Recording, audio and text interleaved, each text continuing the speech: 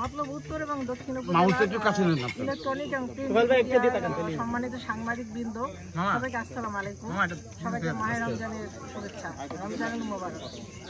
আসলে আজকে একটা পারিবারিক ভাবে ছোট একটা অনুষ্ঠান আমরা করছি। আমার শাশুড়ি, ওনার মৃত্যুবার্ষিকী ছিল 16ই মার্চ। তো যে কোনো কারণে হোক ওই দিন আমরা একসাথে সমবেত হতে পারিনি। আর আপনাদের যে ডক্টর মোহাম্মদ জালালউদ্দিন, উনি রমজানটা মদিনায় কাটান আর কি, ইবাদত বন্দেগী করে কয়েক বছর ধরে, এটা আপনারা হয়তো জানেন অনেকে। তো সেই কারণে তখন করা হয়নি।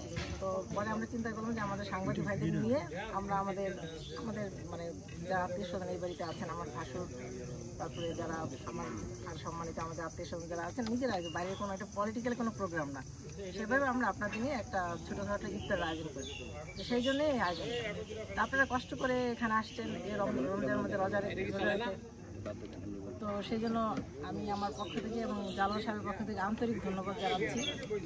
আর সাংবাদিক হিসেবে আমি বলবো যে সাংবাদিকতা আসলে যে কোনো রাষ্ট্রের চতুর্থ স্তম্ভ বলা হয়, জাতির বিবেক বলা হয়। তা আমরা আসলে আপনাদের কাছ থেকে কোনো পক্ষপাতিত্ব চাই না বা অমূলক কোনো বিরুদ্ধ চালানো চাই না।